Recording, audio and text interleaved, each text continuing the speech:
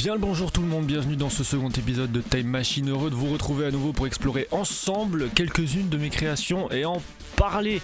Avant toute chose, comme l'épisode suivant, je tiens à vous remercier d'être là, tout simplement. J'espère que l'épisode suivant vous a plu et j'espère aussi que vous allez bien et que cette canicule ne vous chauffe pas trop et ne vous tape pas trop sur le système. Dans mon cas, ça va ? Commence à être un peu lourd tout ça. Ce format a pour but de financer mon premier court-métrage d'animation 3D. Alors si vous voulez m'aider un peu, n'hésitez pas à aller voir ma page Ko-fi, le lien est dans la description en dessous. Et à l'heure d'enregistrement de cet épisode, nous sommes à 0% des 12 000 € nécessaires pour le faire. Un peu tristoun mais c'est pas grave. Ceci est le dernier épisode considéré comme standard. Enfin rien n'est standard mais t'as compris. Dans le sens où le prochain parlera enfin du projet actuel et on va découvrir comment je compte préparer sa production. Et oui, enfin à partir d'aujourd'hui j'ai fixé une deadline théorique pour m'en sortir, bah oui, parce que ça devient insupportable aujourd'hui, c'est la longueur de ce projet, à savoir le 18 août 2026, date butoir pour confirmer que je puisse bien réaliser mon rêve, à savoir celui de faire ce court métrage. Prenez place, n'hésitez pas à regarder la vidéo jusqu'au bout, ça m'aide aussi, hein, ouais, faut pas négliger tout ça, parce qu'il y a des choses très intéressantes du début jusqu'à la fin.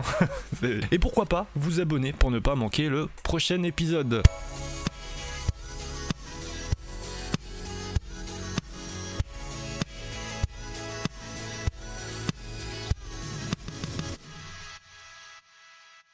Aujourd'hui dans Time Machine, je vous propose Chill School, forcément dans la suite logique c'est mon second clip pour ce second épisode du coup. Et cette fois plus intéressant encore parce qu'on entre petit à petit dans le vif du sujet, n'est-ce pas? Chill School c'est un peu à la base une espèce de blague, c'est un délire que j'ai eu avec des amis à l'époque où j'étais en études supérieures. Et pendant 2 ans je me suis tapé la même sonnerie. J'ai remarqué un truc, un jour en France, d'un coup et même outre-mer, hein, j'ai pas envie de négliger, toutes les salles de classe de n'importe quel établissement scolaire se sont rééquipées. On n'a plus besoin d'aller chercher une paire d'enceintes dans la salle voisine, un vidéoprojecteur, un truc, un machin, tout le monde a son équipement, tout le monde est bien tranquille, posé, et avec ceci, les sonneries sont devenues numériques et sont des mélodies beaucoup plus agréables qui nous signifient la fin d'un cours ou son début. Voilà, je pense que tu commences à sentir la chose venir, ce à quoi pour me faire rire moi et mes potes, en 2019 je remixe la sonnerie de mon lycée que je trouve en accès libre chez le fabricant des haut-parleurs qui se sont installés dans nos couloirs, un remix bien boum boum que je retrouve nulle part.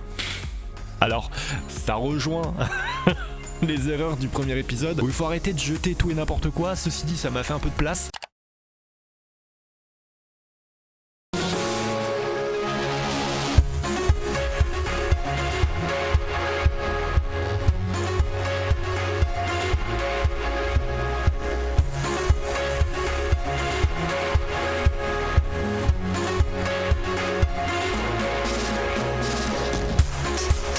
Mais, bien sûr, en 2021, je décide de me replonger et de refaire une version beaucoup plus chill.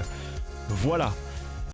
C'est la fin du coup de... Non, je suis pas humoriste, mais restez par pitié, je suis navré. Ouais, je sais. Je me mets à la tâche et je recrée une version calme où l'idée est plus nostalgique.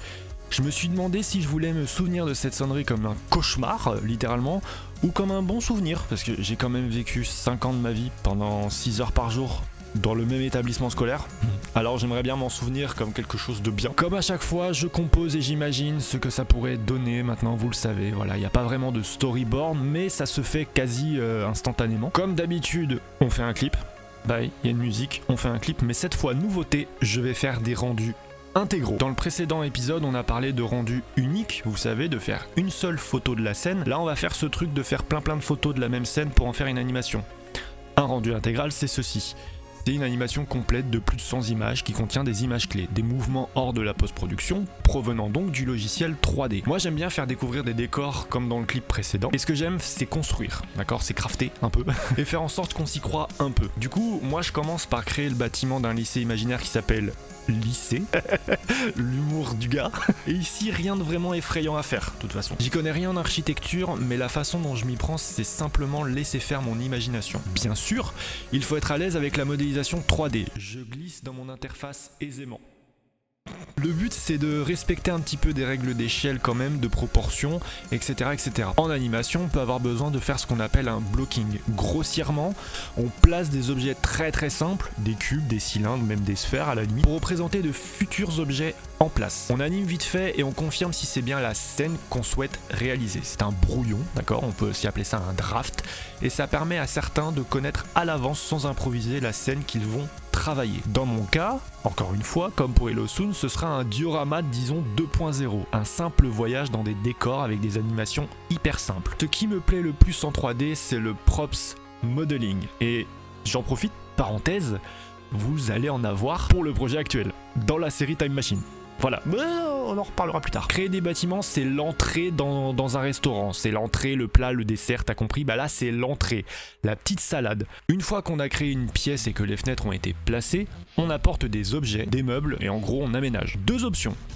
Trouver des modèles gratuits ou payants sur internet, ou les créer soi-même gratuitement aussi depuis Blender. Retenez une chose, si vous voulez faire de la 3D, vous êtes obligé d'accepter ceci. Ça vous prendra un temps monumental. Toutefois, les choses s'accélèrent un peu, selon les processus de chacun et l'aisance surtout. Et dans Blender, vous pouvez faire votre propre collection d'objets réutilisables partout, alors ça vous évite de tout refaire à chaque fois et de devoir recréer tout le temps la même chose si vous en avez besoin. Autre conseil, sauvegardez tout. Vous faites un dossier, vous mettez tout dedans, quitte à avoir même un petit logiciel en tâche de fond qui simule à votre place les touches pour sauvegarder votre travail. Blender, il possède une fonction d'autosave, mais ça écrit pas sur le fichier, d'accord? Il génère un fichier dans un dossier temporaire, et cette fonction, bon, bah, elle est utile, mais c'est quand ça plante, c'est quand Blender il crache, d'accord? Vous pouvez rouvrir ce fichier temporaire, le sauvegarder directement, il fera des choses, voilà, il va sauvegarder son truc, et ça va sauvegarder par-dessus votre fichier. Je pense que la raison pour laquelle il ne le fait pas nativement de sauvegarder par-dessus, c'est parce que c'est votre responsabilité ou parce que ce sont des règles d'autorisation. Un logiciel ne doit pas trop avoir l'autorisation d'écrire à votre place sur vos données, donc je sais pas, mais c'est pour ça qu'on a des combinaisons de touches pour ces choses là, parce que ça implique à un être humain de le faire. D'ailleurs, avertissement sur la fonction d'autosave, juste comme ça pour les petits habitués, si Blender plante et que vous redémarrez votre ordinateur par la suite, placé dans un dossier temporaire, il sera vidé, purgé au prochain démarrage, donc faites attention. Du coup s'il sauvegarde tout seul des trucs, il va amonceler trop de fichiers, donc du coup ça va vous prendre de la place, et puis après bon bah t'as compris, ça sature et tout. On appelle ça aussi du cache dans le milieu technologique. Revenons-en à Chill School. Moi je crée les scènes les unes après les autres avec des animations de caméra. J'apporte des détails comme les chaises qu'on a tous connues, et vous saviez que ces chaises elles ont un nom, franchement il y a un modèle. Je vous l'affiche maintenant, ça a un modèle, et donc il faut créer ces chaises, il faut aussi créer les affiches, les éléments visuels, voilà, comme on l'a pu voir aussi explorer dans l'épisode précédent, mais des trucs qu'on a l'habitude de voir dans une salle de classe. J'ai même une texture qui simule un tableau qui a été effacé avec des écritures estompées. Ça peut me prendre une journée pour créer ou un peu plus de 24 heures pour le rendu, d'accord? Sachant que c'est des rendus d'environ 10 secondes, soit la durée totale par défaut d'un fichier de départ de Blender, tu sais, qui contient le cube par défaut qu'on supprime pour le remettre. C'est 250 images divisé par 10, ce qui donne 25 images par seconde, c'est la vitesse standard d'une vidéo. 24 de manière générale pour une seule seconde, d'accord? Selon votre équipement, votre rendu peut être plus long ou plus court.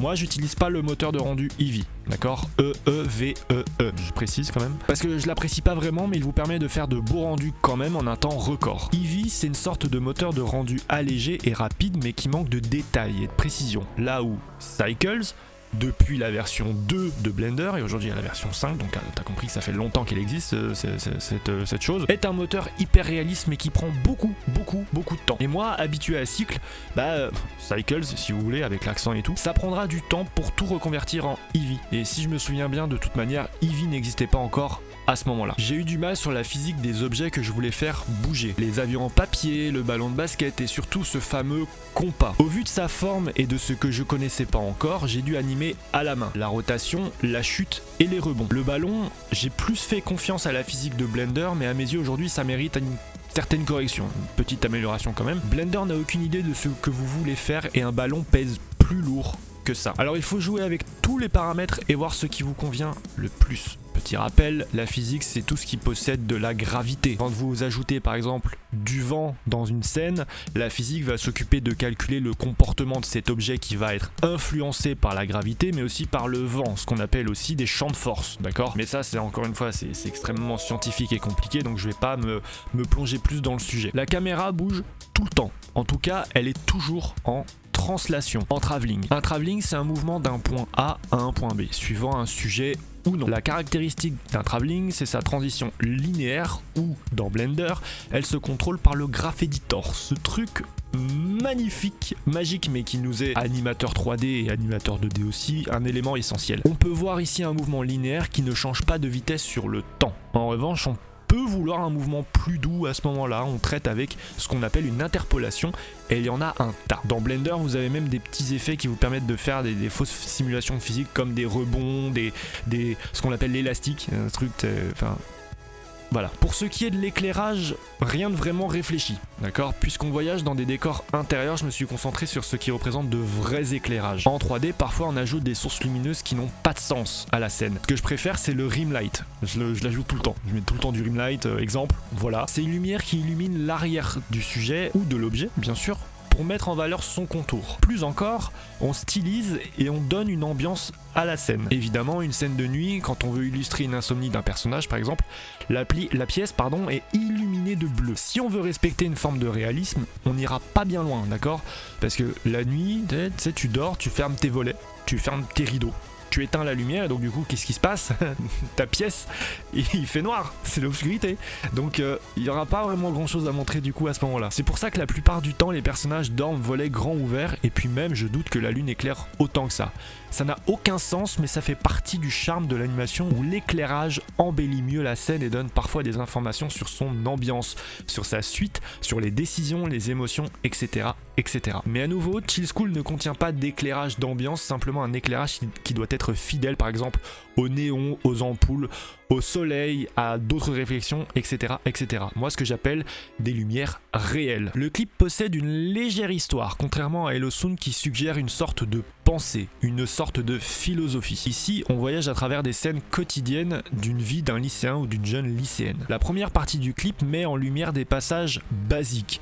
Menu de cantine timide, activité légère, il y a une énergie manquante. Il semblerait que ce soit le dernier jour de cours avant de grandes vacances bien méritées, jusqu'à ce qu'on arrive à un pont musical. Il pleut, c'est le matin, léger petit orage, on aperçoit une chambre, celle d'un élève qui n'a pas de très bonnes notes. On peut voir une évaluation, un test, un contrôle, comme tu veux, dont la note est très basse. Mais le professeur s'est permis de délivrer un beau commentaire et un message pour son élève. Celui de ne pas se décourager, que sa note ne parle pas de lui et qu'il y arrivera. Dès lors, la dernière partie du clip montre les mêmes scènes en beaucoup plus énergique, il y a plus d'éléments, plus d'envie et la musique change de temps. Un simple commentaire qui change tout. La scène du TP de science illustre une activité sur le son dont l'oscilloscope et le vumètre sont synchronisés avec la musique en temps réel. Ici c'est juste un petit jeu, d'accord, que j'ai fait avec After Effects en sachant quel frame on sera par rapport à la musique et l'écran de l'oscilloscope c'est un vrai. Quand j'étais en études supérieures on devait les utiliser et on nous a appris à récupérer les captures d'écran des oscilloscopes pour les mettre dans nos travaux et justifier certains calculs et certains chiffres. Moi je pense que c'était un jour de cours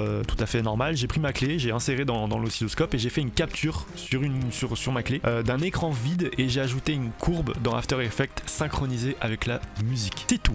Aucun mystère. Pareil, les éléments graphiques sont réels, les posters, affiches, cours, évaluations ont été conçus ou récupérés, d'accord? Donc ça veut dire que par exemple, là il y a une page d'un livre de cours que j'ai totalement réécrit. Mais c'est pas un vrai cours, c'est du charabia, ça n'est pas réel. Mais j'ai fait en sorte que ça le paraisse un petit peu. Il y a la fameuse affiche de pourquoi et comment mettre le mode examen sur les calculatrices qu'on a tous vu dans une salle ou deux. On peut voir aussi des timelapses. Petit rappel, un timelapse c'est une vidéo accélérée qui résume quelques heures de vidéo en quelques secondes. Là, je vais pas faire 3 heures de rendu pour simuler un timelapse. C'est une perte de temps monumentale. Alors dans Blender, on peut gérer le temps, dire que ça avance plus vite, moins vite, etc. Dire que le temps est plus lent ou plus rapide, en gros. Mais le plus facile, c'est de le faire pour de faux. Les timelapses du clip sont pas des scènes accélérées, elles sont en temps réel. Il suffit de voir comment on peut faire semblant. On fait un travelling, tout ce qu'il y a de plus normal, mais on va jouer avec les objets, les faire aller très très vite ou ici faire coucher le soleil, faire avancer le temps d'une horloge et le tout petit plus, ajouter des micro-secousses à la caméra pour faire croire qu'on choque un peu le trépied lors du travelling. Tu vois, comme si ça faisait hyper longtemps et qu'il était là et qu'on avait oublié qu'il était là et donc du coup on a tapé dedans et on n'a pas fait exprès, je pense que t'as compris. Une chose qui jusqu'à aujourd'hui n'a jamais été simple à corriger, c'est le bruit temporel. Blender avait cette nouvelle fonction nommée le denoising à l'époque. En Cycles, beaucoup de paramètres pour affiner son rendu ou l'optimiser. Pour gagner du temps, on réduit le nombre de samples, c'est simplement la précision de la scène. Moins il y a de samples, plus c'est rapide mais imprécis. Plus il y a de samples, plus c'est long mais précis. Logique. J'ai dû baisser considérablement le nombre de samples qui rend difficile le denoising, la réduction de bruit, puisque très peu de samples, moins de précision. Et le denoising natif de Blender à cette époque était nouveau et expérimental, ce qui donne ce look de peinture un peu vivante mais qui gâche le résultat final. Dans Blender, c'est surtout causé par des matériaux réfléchissants et réfractants. Avec les dernières versions de Blender et les nouvelles technologies d'aujourd'hui, ce problème est pratiquement résolu. Moi j'ai jamais pu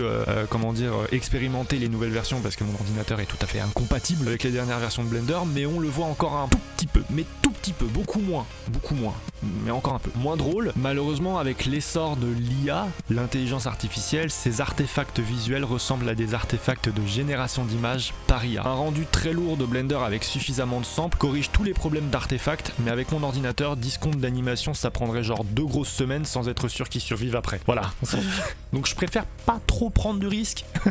À savoir que mon ordinateur c'est mon outil de travail, donc j'ai pas envie de perdre 300 balles de MacBook. Alors il faut jongler avec tous ces paramètres là pour avoir de bons rendus. C'est aussi une bonne chose de tester en amont, d'accord, avant de faire n'importe quoi, parce que du coup le but c'est pas de faire des rendus pour rien. D'autant qu'un rendu incorrect c'est un rendu à refaire et on veut éviter ça. Enfin il est possible de tricher légèrement, un tout petit peu, grâce à la post-production. Par exemple, certains logiciels de montage et d'étalonnage, comme DaVinci Resolve, proposent un denoising qui semble efficace. Et on appelle ça le temporal ou temporal, je sais plus, le denoising temporel, tout simplement. Et si Blender n'a pas à le faire, c'est un rendu plus rapide. Autre chose, même au niveau des couleurs, des ombres, des effets, moins vous en demandez à Blender, mieux il sera efficace. Si votre rendu a des couleurs fades ou semble trop claires, la post-production et le color grading seront là pour ça, dans des logiciels conçus pour ça. Ne faites pas votre montage dans Blender si vous avez les outils pour. Aujourd'hui, avec l'envolée des prix des logiciels, des prix de tout, en fait, tout simplement, des logiciels gratuits voient le jour et sont vraiment hyper performants et peuvent concurrencer